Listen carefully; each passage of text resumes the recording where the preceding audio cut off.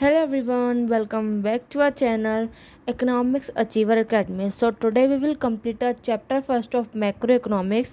Chapter का नाम है circular flow of income. Meaning of macro and micro economics. Micro बेटा मतलब इंडिविजुअल. आप जब किसी छोटे चीज़ की बात करोगे, आप एक स्मॉल ग्रुप की बात, ग्रुप तो नहीं आएगा इसमें, आप कह सकते हो आप एक सिंगल पर्सन की बात करो तो माइक्रो में, एज अ होल कंट्री की बात करोगे तो आपका वो मैक्रो में आएगा. तो macro economics is that part of economics theory which study the behaviour of the aggregates in the economy as a whole. Its main tools are aggregate supply and aggregate demand. For example national income, aggregate output and aggregate consumption. Micro को क्या होगा, single person की saving हुई, single person का consumption हुआ, ये सब आपका इंक्लूड होगा माइक्रो में. ठीक है. तो अब इसके बाद जो टॉपिक आता है उसका नाम है circular flow of income.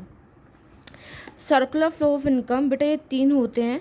Generation of income जिसको कहते हैं प्रोडक्शन फेज, जब अपन प्रोडक्शन करेंगे तो अपनी इनकम जनरेट होगी. डिस्ट्रीब्यूशन ऑफ इनकम मतलब जब अपन जनरेट करेंगे, प्रोडक्शन करेंगे तो अपन को इनकम मिलेगी, मतलब डिस्ट्रीब्यूशन होगा किस चीज़ का, इनकम का. फिर अपन क्या करेंगे, खर्चा करेंगे, मतलब एक्सपेंडिचर करेंगे, तो उसको कहेंगे डिस्पोजिशन ऑफ इनकम.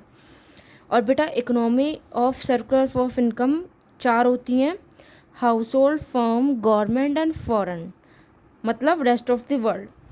चार होती हैं, लेकिन जो CBSE के अकॉर्डिंग है, जो आपकी फर्स्ट और सेकंड होगी, फर्म और हाउस होल्ड होगी.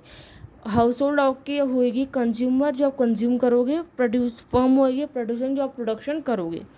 तो ये दोनों ओपन इकोनॉमी कहते हैं, और ये चारों को कहते हैं क्लोज्ड इकोनॉमी. ठीक है. तो what is circular flow of income. एक सेकंड बेटा.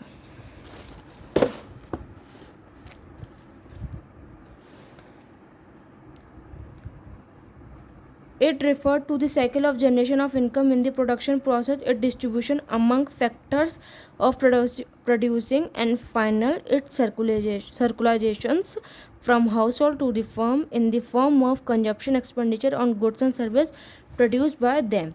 3 different phases of circular of flow of income. मैं आपको बता चुकी हूँ, लेकिन आप थोड़ा इन डिटेल में पढ़ेंगे इसको. जनरेशन फेज मतलब production phase. In this phase firms produce goods and service with the help of factor service. Distribution phase income.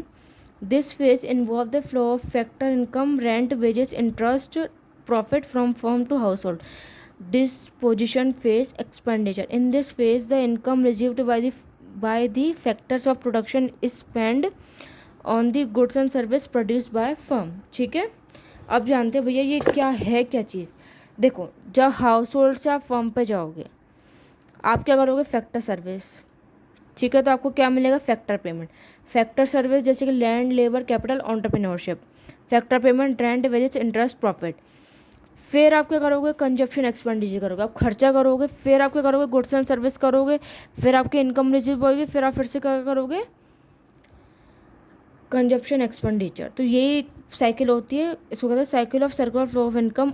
Generation of income, distribution of income, expenditure on income. आपने एक चीज़ notice करी होगी, first और third में आपकी हो रही है सर्विस. तो जिस सर्विस को अपन कहते हैं रियल फ्लो, और जो मनी ट्रांसफ़र होता है उसको आप कहते हैं मनी फ्लो, जिसमें आपका मनी ट्रांसफ़र होता है जो आप अपनी जो आप अर्निंग कर रहे हो. अब इसमें एक होता है स्टॉक एंड फ्लो. चला दो.